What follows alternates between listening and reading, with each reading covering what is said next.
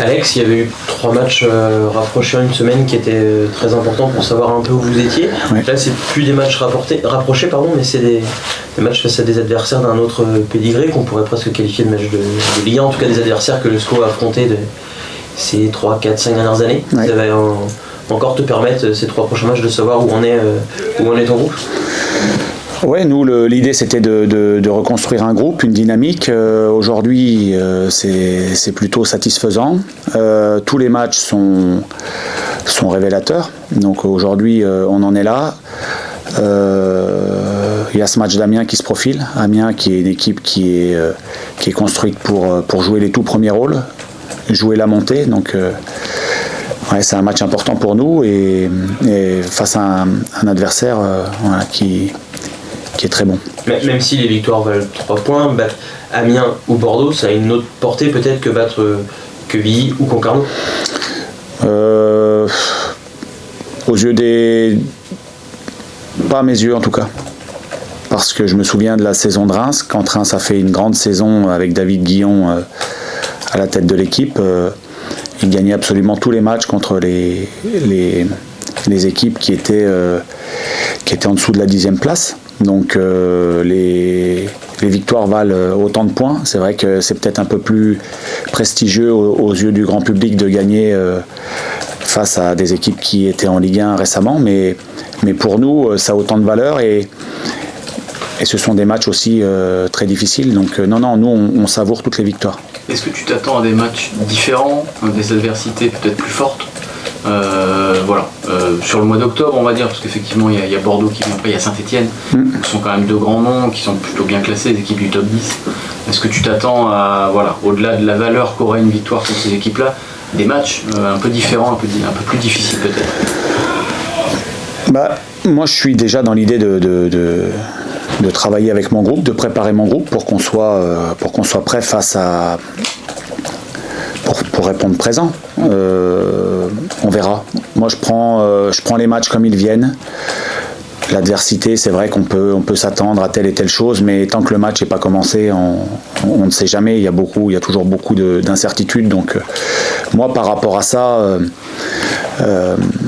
j'essaye de toujours préparer au mieux mes matchs. Et je me dis toujours que l'adversaire a de la qualité, que si nous on fait pas ce qu'on doit faire, eh bien c'est dur contre tout le monde. Donc l'adversaire, tu l'intègres dans ta causerie plus par ses spécificités et ses qualités, plus que par son nom, son pédigré. Oui, forcément. Ce championnat aussi, on voit qu'on doit être à 100% sur tous les matchs. Et quand on n'est pas à 100% sur un match, on peut le payer cash. Tout le monde peut battre tout le monde, on l'a vu depuis le début de saison, c'est très révélateur. Donc nous, on se prépare du mieux possible. C'est juste une évidence ce que je dis, mais on essaie de se préparer du mieux possible, quel que soit l'adversaire. Tu disais que Amiens était bâti pour jouer les premiers rôles. Oui. C'est quoi leur qualité forte? On peut supposer aussi que les adversaires qui viendront après ont aussi des individualités, des choses que peut-être d'autres clubs que vous venez d'affronter n'ont pas. Concernant Amiens, qu'est-ce que tu peux dire? Amiens, c'est une équipe qui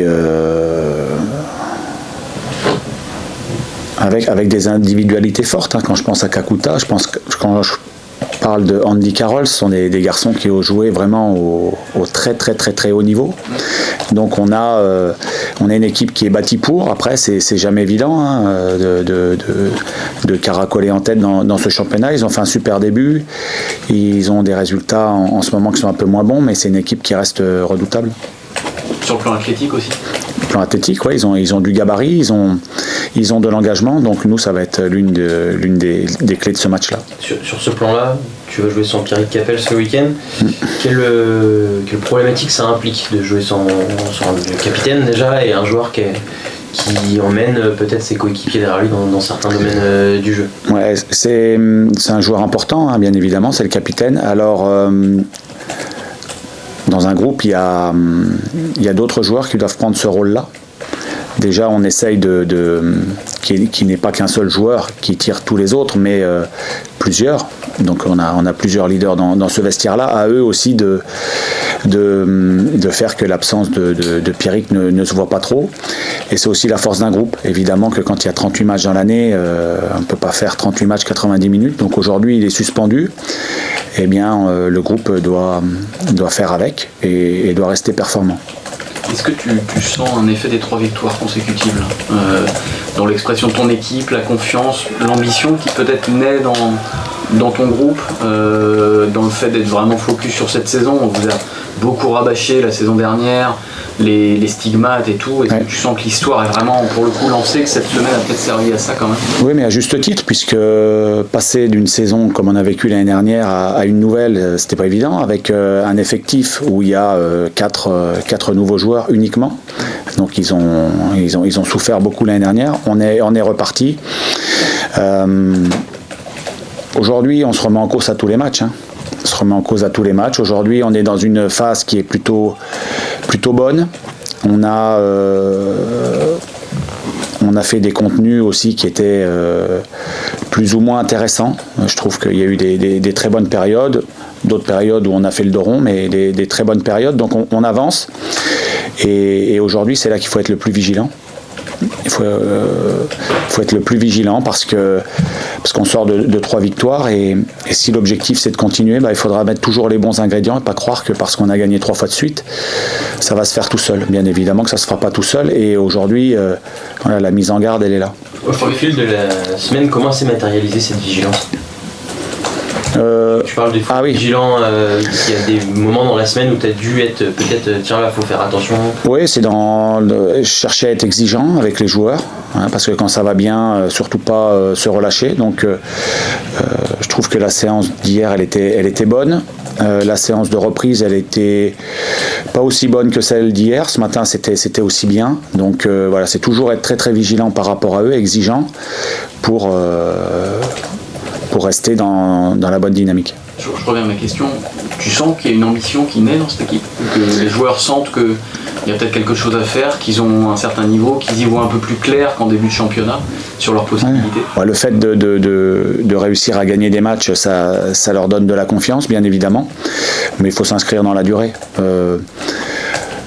Les mots, y croire à travers des paroles, c'est une chose, mais surtout c'est à travers les actes et l'image qu'on va donner, voilà, de solidarité, de travail et d'humilité et puis de football, parce c'est une équipe qui a de qualité footballistique certaine. C'était un objectif pour vous d'arriver bien placé, en tout cas bien replacé avant ce mois d'octobre, en jouant des équipes plutôt de la tête du championnat? Moi, l'idée, c'était de faire le meilleur départ possible. On a vu qu'on a eu du mal au départ. On a réussi à gagner depuis, donc on est remonté au classement.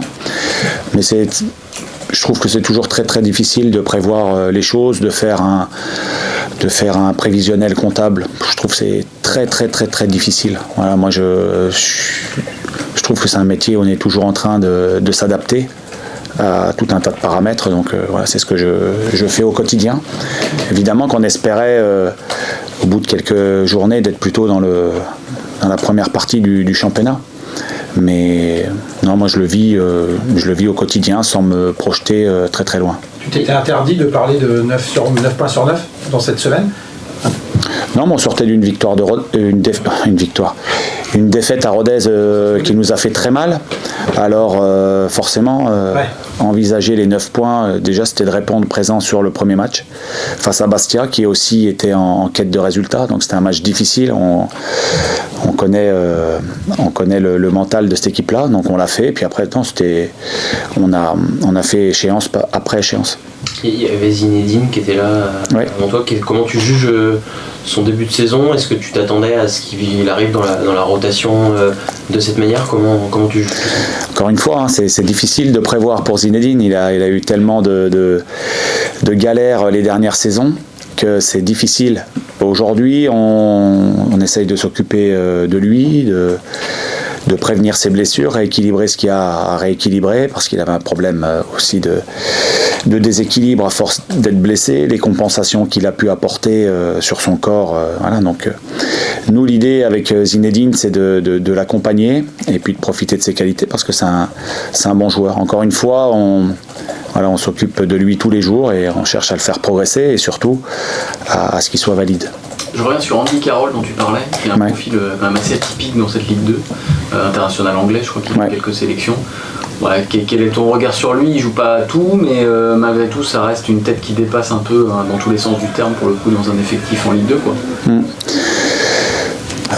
Faut toujours être très respectueux par rapport aux carrières de chacun. Lui, il a joué au plus haut niveau en Angleterre, il se retrouve à Amiens. C'est vrai que c'est un peu bizarre de se retrouver à Amiens alors qu'on a joué en Angleterre au plus haut niveau. Mais il a des caractéristiques forcément importantes dans le jeu aérien, dans le jeu de haut but, dans le jeu dans la surface, donc le jeu sur centre. Donc c'est un garçon dont il faudra se méfier. Je pense que c'est un atout pour cette équipe d'Amiens. C'est plutôt fun, tu penses, pour tes défenseurs de se frotter à des joueurs comme ça?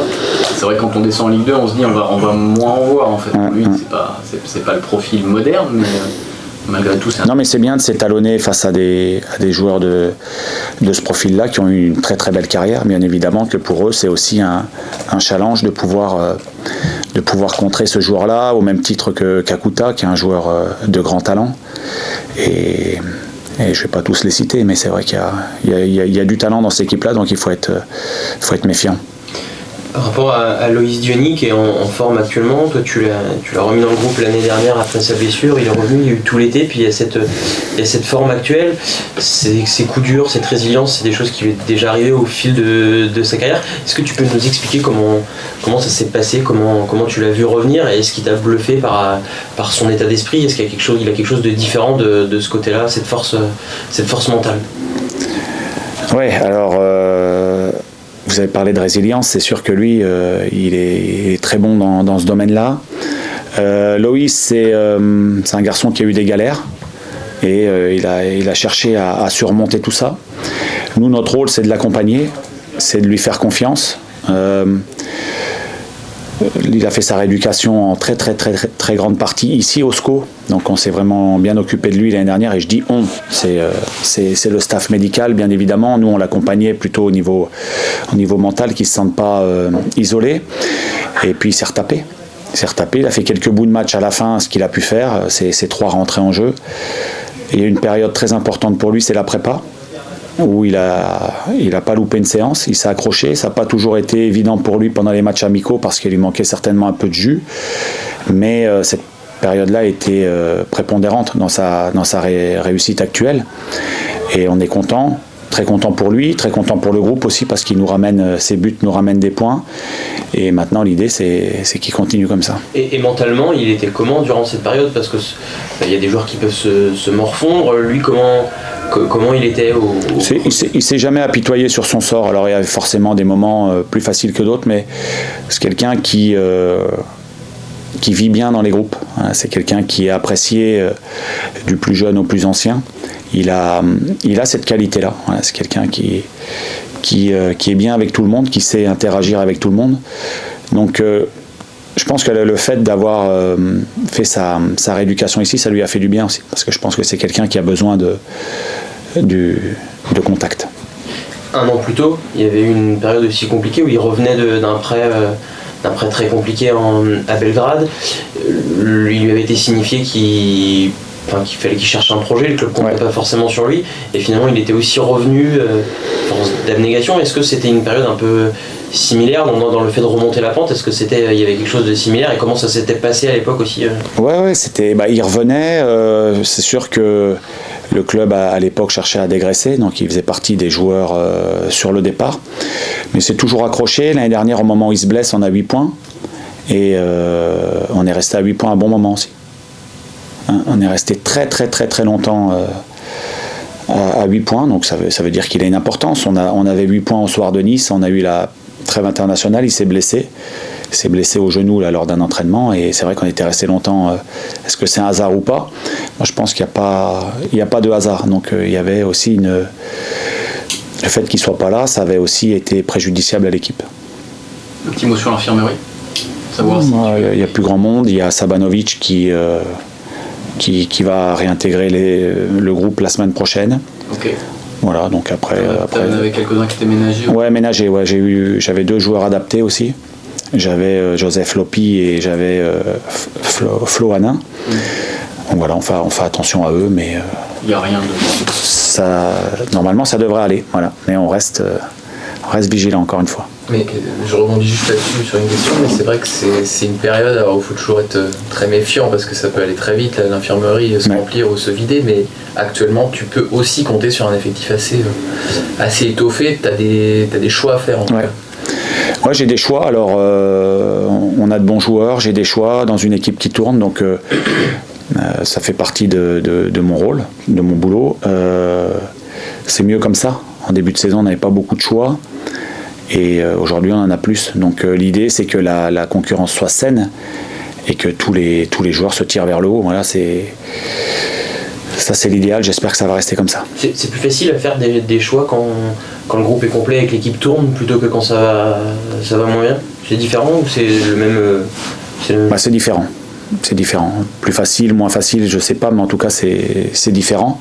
En tout cas, je préfère quand même avoir du choix quand l'équipe tourne bien et que les rentrants font de bonnes rentrées que l'inverse, ça c'est sûr. Au niveau des sélectionnés, tu sais déjà qui Il y a pas mal de présélections, là c'est en train de tomber, on va faire le point. Okay. On va faire le point sur les absents de la trêve internationale. Pour l'instant, je suis au courant des présélections, mais... C'est les mêmes qu'en... Ouais, il y aura peut-être un ou deux jeunes où il n'y a pas de sélection. Et la semaine prochaine, match amical ou... C'est pas prévu. Pas prévu parce que voilà, on va certainement faire différemment. C'est pas prévu, sauf si on a une proposition de dernière minute et qu'on change d'avis, mais aujourd'hui c'est pas prévu.